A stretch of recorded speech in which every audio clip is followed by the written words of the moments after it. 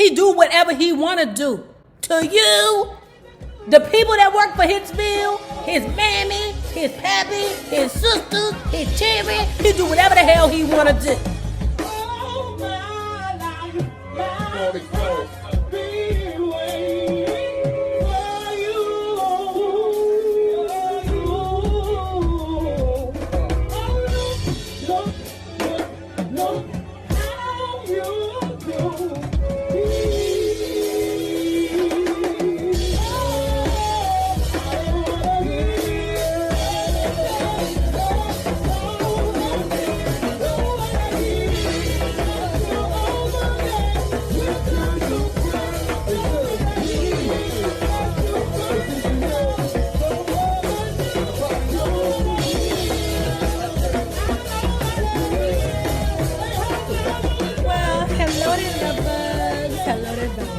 If you have not already done so, please remember to like, share to Facebook, subscribe, and visit uptopbeauty.com.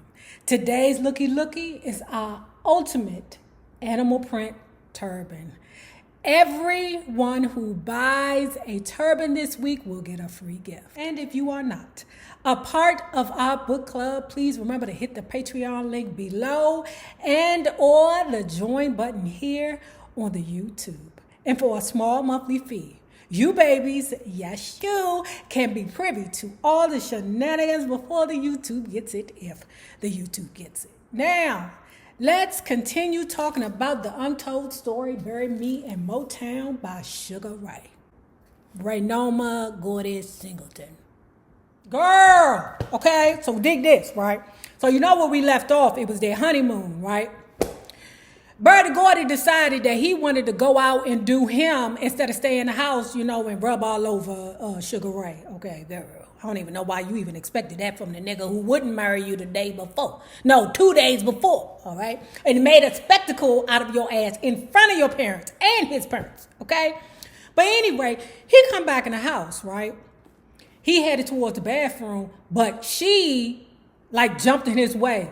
I want a divorce. I want this thing annulled. He paid her ass no mind, or walked past her, you know, as in... Girl, I got too many problems to be worried about you and your emotions right now. He grabbed a towel and then, what's your problem? I married you, didn't I? This is no kind of marriage. Barry dried his face, moved me aside, and went downstairs to work. I spent the day outwardly as efficient as always, inwardly devastated. Where were you? I confronted him coldly that night. What difference does it make where I was? Now Barry paced. I have things to do. He paced some more. Look, and he looked at last at me. I married you. There are things I have to do in the evenings that don't concern you. Like what?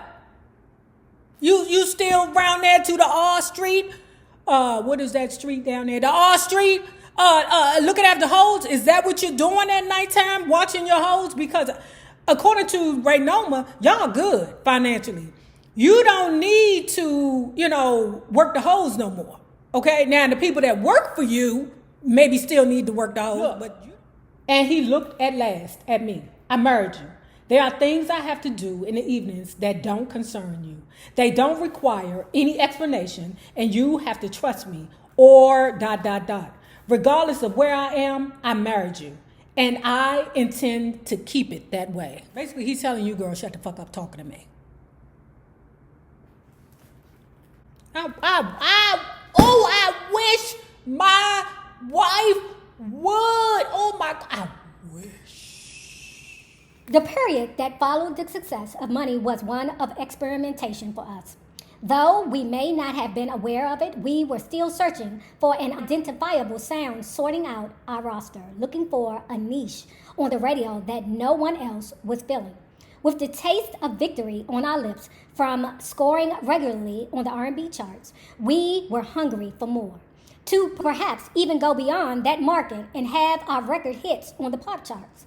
Later, it would be referred to as crossover success. All we knew was that there was a bigger marker out there. Teenage America, suburban and urban, white and black. In August of 1960, we released Mabel John's Who Wouldn't Love a Man Like That on Tamla.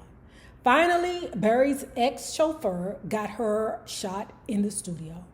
While it didn't ring any big bells on the basis of the song, she was booked immediately for a week's engagement at the Flame Show Bar. So anyway, okay, so like I was saying, they're still looking for this sound, okay? This crossover appeal, okay, which we know they did accomplish eventually, right?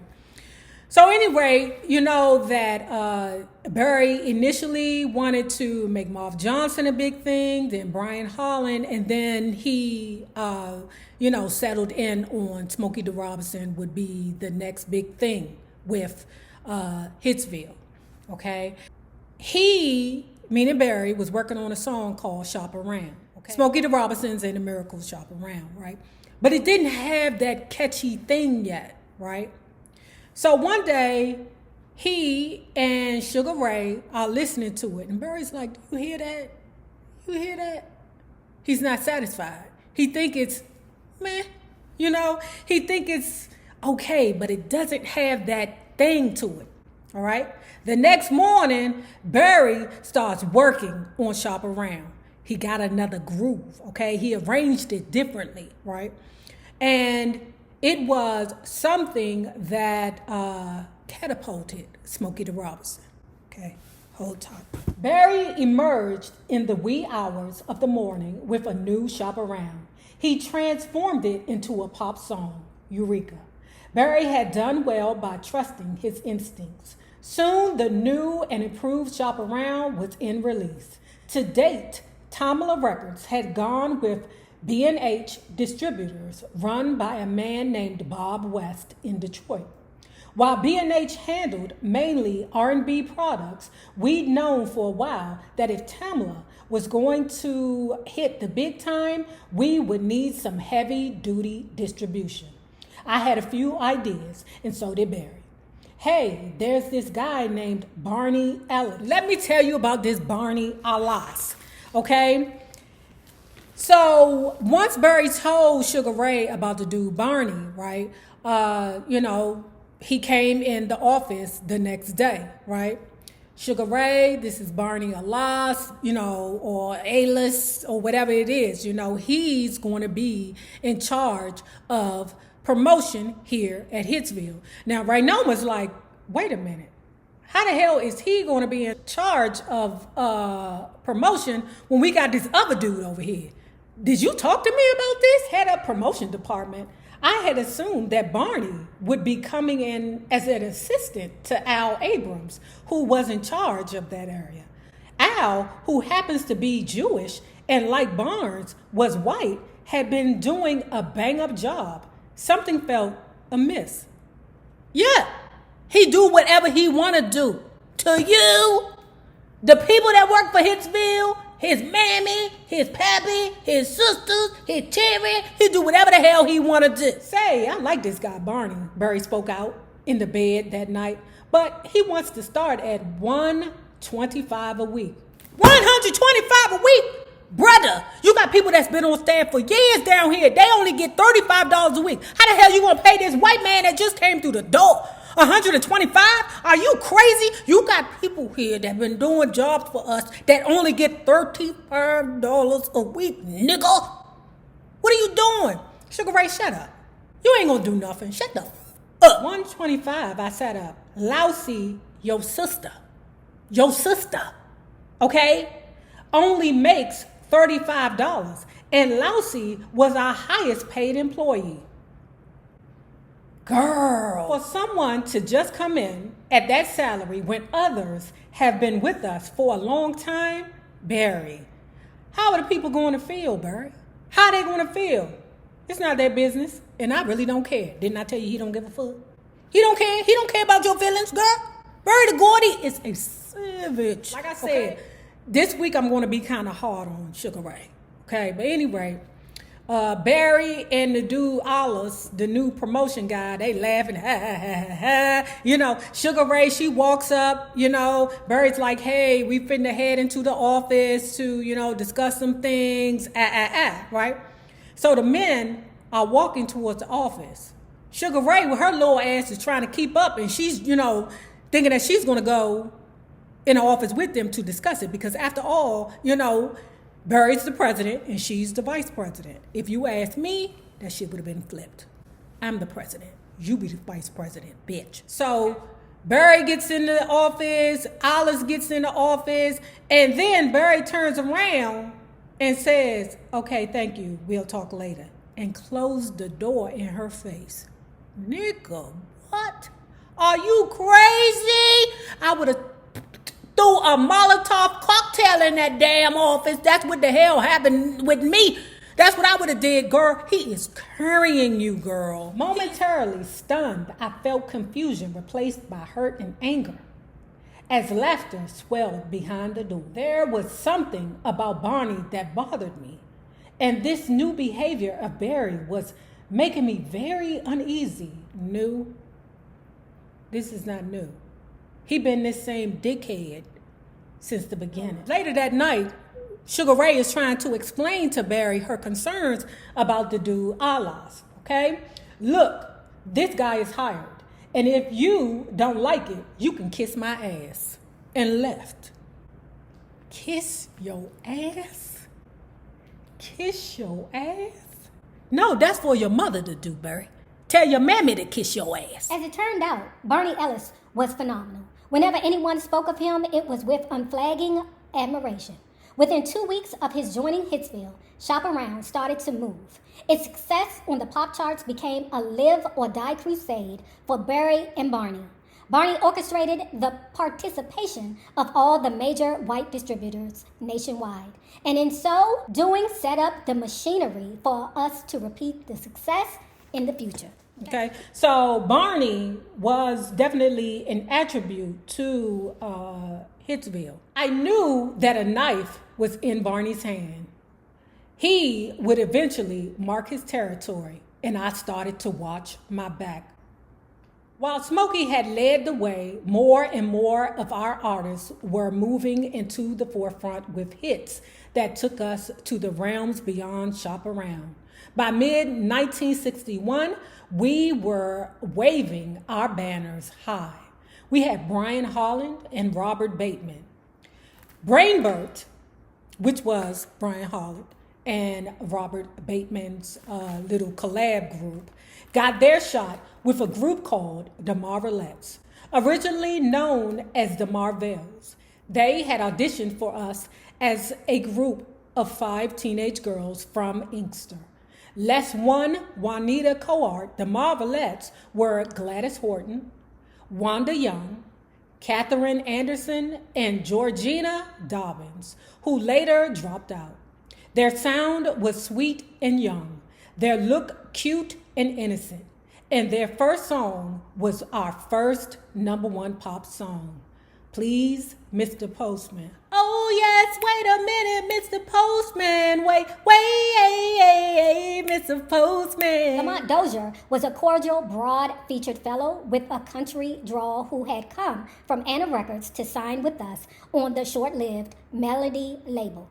As a writer, he first worked with Brian Holland and Freddie Gorman, and it wasn't until later that quite casually he would collaborate with the Holland brothers on Dearest One, a record released under Lamont's name in June 1962. The triple threat threesome was born just as Eddie Holland's performing days were waning, and they settled in for an extraordinary series of hits.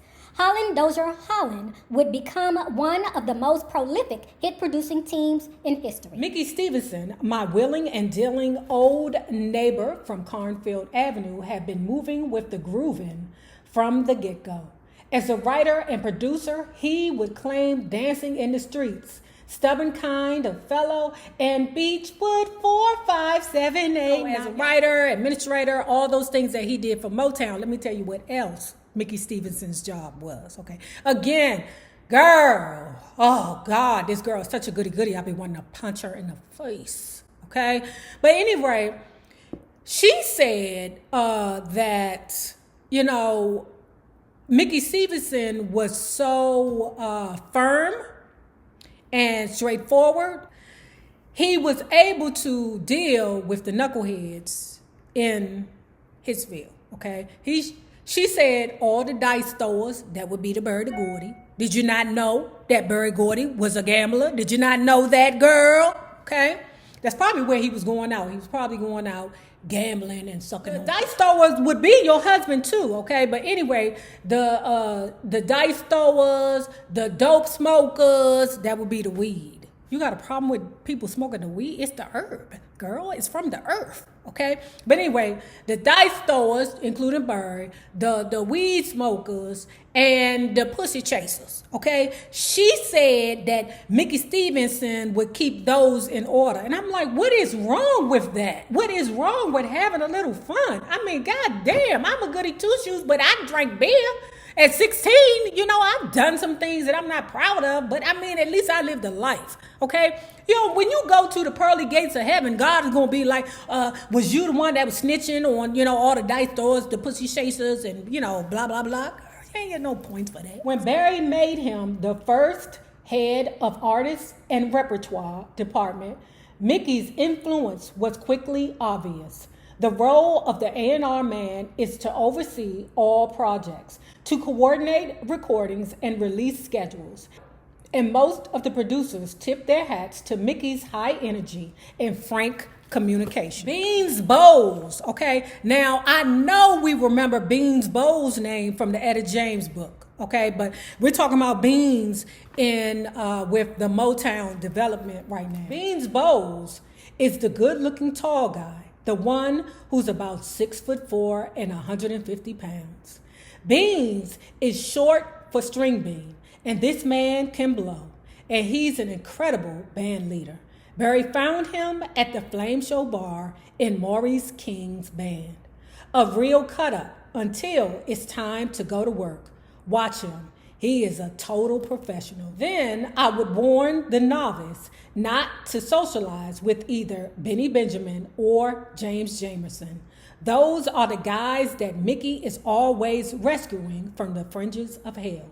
That Benny especially. Didn't I tell you, she a hater. She a hater. If you want to have fun, you can't do it. You a hater. And if I was Barry Gordy, I'd be like, you get on my nerves with this goody two-shoes shit. Get away from me, girl. The Raber voices had expanded to say the least. At one time or another, almost every singer who came to Hitsville had sung background. Members of the Temps, the Vandellas, and the Miracles. For some of the young kids who thronged out on the front porch, a chance to pitch in and sing one of my oohs and uhs or babies was the chance of a lifetime. As the work for Jobat began to overwhelm me, our first Raber customer, Louvain Demps, got lucky when I asked her to take over singing my parts. Her group, the Andantes, with Jackie Hicks and Marlene Burrow, came into general use as the house backup voices. They cut one more definitive groove in our sound. It would be their high, clear voices that backed most of the Four Tops records. Baby, I Need Your Lovin', and I Can't Help Myself, in addition to many, many more. The other familiar backing force, which developed when Smokey started producing Murray Wells and wanted a masculine sound behind her, was a group of three boys called the Love Tones. I must commend Ray Noma, because besides looking like a, just a carpet or a mat to be walked all over, she is giving us really good information about the makings of Motown. By accident, I discovered that Sonny Sanders knew how to do lead sheets and immediately offered him $15 a week to tackle a part of what I was doing. We were literally swamped.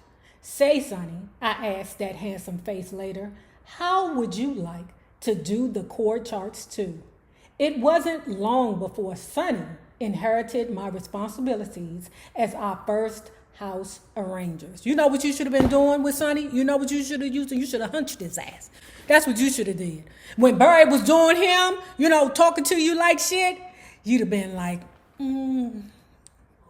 baby, I need your loving.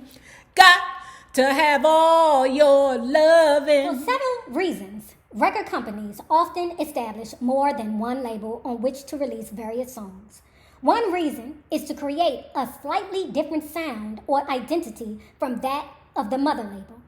Or a label might be started to feature the specific work of a certain producer or A&R man. In our day, an important reason was that radio stations were conscious of not playing favorites in terms of an amount of airplay they would give to each label. So having more than one label would allow more of your product to get played on the air. The Tamala label, of course, was our first baby. Then came Rayber Melody and Miracle, Never to Do That Well, followed by the more successful ones, Soul and Gordy. There were later some attempts to start both country and rock labels, neither of which got off the ground. And in early 1961, Barry named a label for Detroit, the Motown. When we released Bye Bye Baby in February on Motown, we never intended it to be our dominant label. Now, if you have not already done so, please remember to like, share, and subscribe. And most importantly, remember this. The same people that you meet on the way up will always be the same people that you meet on the way down. My naysayers, my patron loves. You babies, have a good one. Peace.